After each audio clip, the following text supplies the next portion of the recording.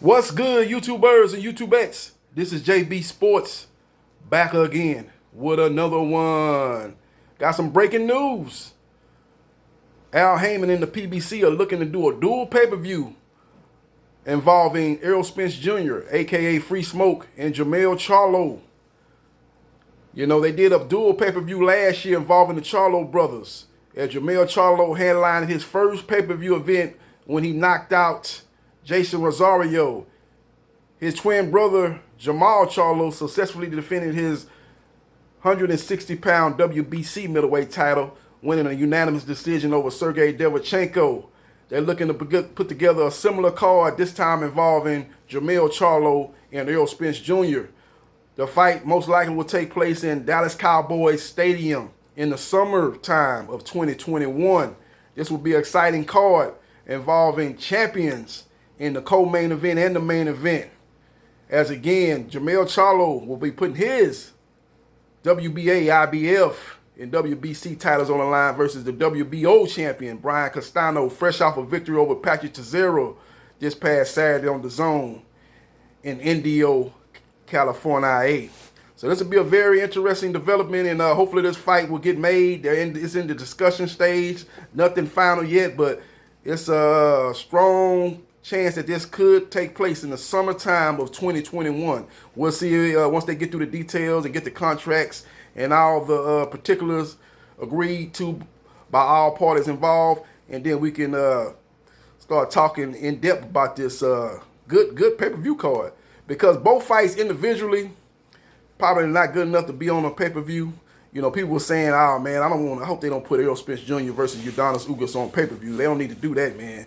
But you got to understand that Errol Spence Jr. Last three fights have been on pay-per-view, and they don't want to go backwards. They want to continue to progress forward, and this would be a good way fighting a guy that's not as popular as the last three guys you fought when you fought Mikey Garcia and you fought Danny Garcia and you fought who else he fought on pay-per-view? He had his last three was on pay-per-view. It was Mikey Garcia, Sean Porter, and Danny Garcia. Yordenis Ugas doesn't have the name recognition as his last three opponents, so it'll be prudent for Al Heyman and the PBC to put that fight together with Jermell Charlo versus Brian Castano, which will be a unification at 154 pounds. Find out who is the top dog in the junior middleweight division. And that fight on its own is probably not a pay-per-view. You know, just like the fight with him and Jason Rosario on his own was not a pay-per-view. So they combine that with Jermell Charlo versus Sergey Derevchenko. You put that together, and then you had a strong dual pay-per-view card that took place in September of 2020. And they're looking to do the same thing in 2021. So that's the breaking news. Errol Spence Jr. versus Yordenis Ugas in a very, should be a very fan-friendly fight. Both guys come to fight. I think the jab of Errol Spence Jr. will be the difference. I think he'll constantly make Yordenis Ugas have to reset, jabbing him, and a jab to the body. I think he'll be able to give him problems out of the southpaw stance. I think once Yordenis Ugas try to close the gap, I think he'll be able to catch him with the straight left hand. And I think he'll be able to control the fight as long as he uses his athleticism, his length, and his jab to control the fight from the outside. Now, if he lets Yordenis Ugas get inside and penetrate the jab and work the body and basically back up Errol Spence Jr. and try to basically use his aggressiveness, and everybody understand that Yordenis Ugas is a big welterweight. Both of these guys are very big welterweights. I can see both of these guys making the move within the next year to the junior middleweight division, man. That's what people don't get with, especially with Yordenis Ugas, man. He is a big welterweight, and so is Errol Spence Jr. So this is going to be a very physical fight, and I don't think either guy will want to take a backward step, even though I advise Errol Spence Jr. to kind of stay fighting on the back foot at times of this fight, using the jab and pot shotting from the outside. I think he will want to establish himself in that square circle and let Yordenis Ugas know that he's not going to just be able to come pressing forward throughout the fight. I want to hit you with some shots to kind of get your attention and make you think two times about just coming aggressively without repercussions. So that's going to make for a very, very interesting fight. But I think the jab is going to be the difference in this fight, and I just think the length and the boxing technique of Errol Spence Jr. is going to carry the day for over Game and underrated Yordenis Ugas, who does have a chance in this fight. A lot of people are like thinking like, man, I don't want to see this. Errol Spence Jr. should dominate Yordenis Ugas. Yordenis Ugas has not been dominated in a long time. Now you go back when he lost to Amir Arman, but he's got much better since then. A lot of people thought he beat Sean Showtime Porter. You can say what you want about Omar Figueroa. He beat Figueroa. Figueroa wasn't nothing. Figueroa was undefeated, and Figueroa had a style that was very unorthodox and a style that gave all his opponents problems. And he was a guy that had stopped Robert Guerrero previously, so he was a guy that was a good fighter. And Yordenis Ugas dominated him, pretty much took his offense away from him, and was able to win that fight in dominant fashion. So Yordenis Ugas is no walk in the park for anybody. Same thing as Sean Porter, just in a different style, but no walk in the park for anybody. He'll give Errol Spence Jr. all he wanted, then some. I just think Errol Spence's jab is the best, not only in the welterweight division, but the best in boxing, and I think that'll be the difference, man. The jab to the head and the jab to the body and the straight left hand and the ability to control the fight on the outside will be the difference in the win for Errol Spence Jr. We'll see what happens. We'll see what transpires. As far as Brian Castano versus Jermell Charlo, this is going to be a fight of the year candidate, in my opinion. It's going to come down to one simple question. Can Brian Castano take Jermell Charlo's power?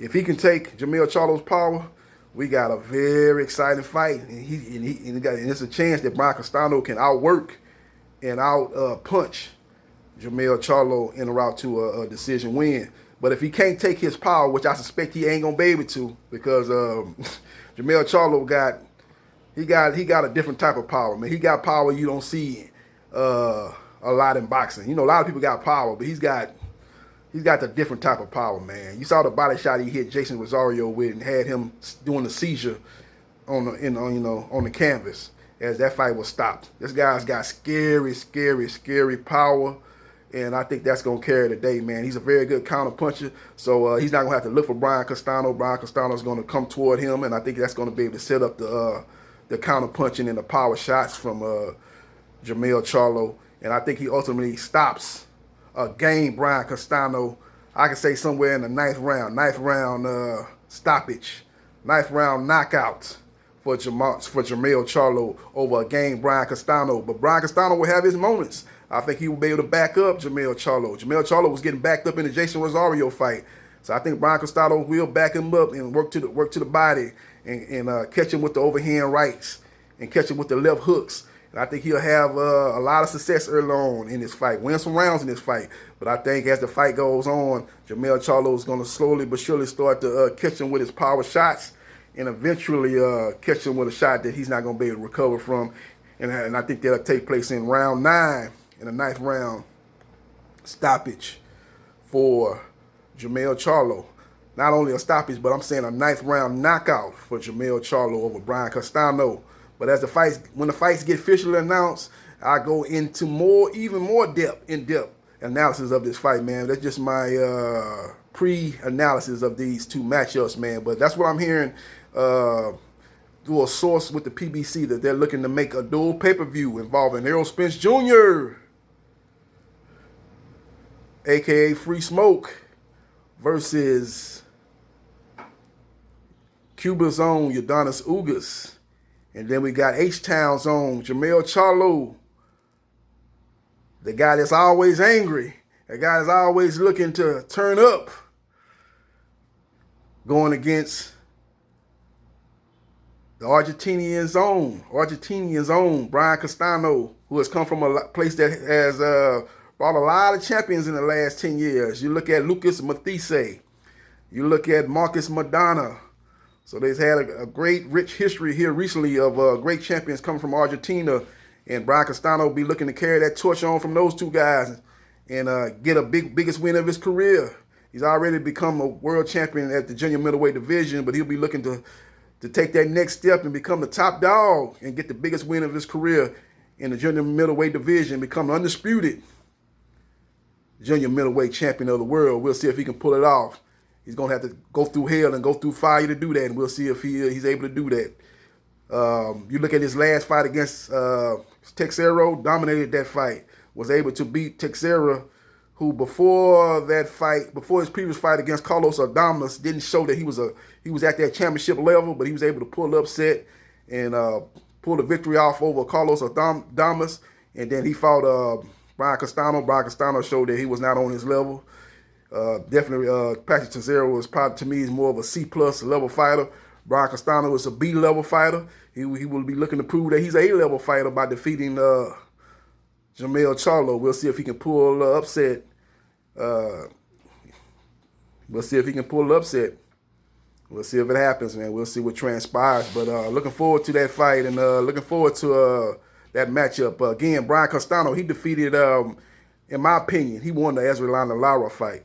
Now, that fight was ruled a draw, but I thought he outworked and outpunched Errol Lara. I thought he fought Errol Lara on his terms more than Errol Lara was able to fight Brian Castano on his terms. That fight was more of an inside fight. I thought Lara spent way too much time on the ropes as he let Brian Castano bully him on the ropes and work the body and basically kind of mug him at times. And I thought he won that fight. A very close fight, a lot of close rounds, but I thought he outpunched and outworked Errol Lara again. I thought he was able to make Errol Lara fight his style of fight more than Errol Lara was able to make Brian Castano fight his style of fight. Lara wanted that fight to be more of him sticking and moving, keeping Brian Castano at bay with the jab and pot-shotting and basically doing his work from the outside. He wasn't able to do that enough in that fight, in my opinion. As again, he spent way too much time getting bullied on the ropes by Brian Castano, and I thought Castano won that fight, but they ruled it a draw, and Brian Castano was able to keep his regular WBA junior middleweight title, but due to politics of boxing, ended up losing that belt. But now he's got a major belt, the WBO junior middleweight title that he won off Patrick Cesaro, and he'll be looking to become undisputed against Jermell Charlo, which is a tall task due to the generational, once-in-a-lifetime type of power that Jermell Charlo has. So we'll see what happens. We'll see what transpires. Let me know your thoughts on who you like in these two matchups, Charlo versus Castano and Spence versus Ugas. Let me know your thoughts and what round you think the fight ends in, or does it go to a decision. Hit the like button if you like the content of this video, and subscribe to JB Sports, the man, the myth, the legend. Holla.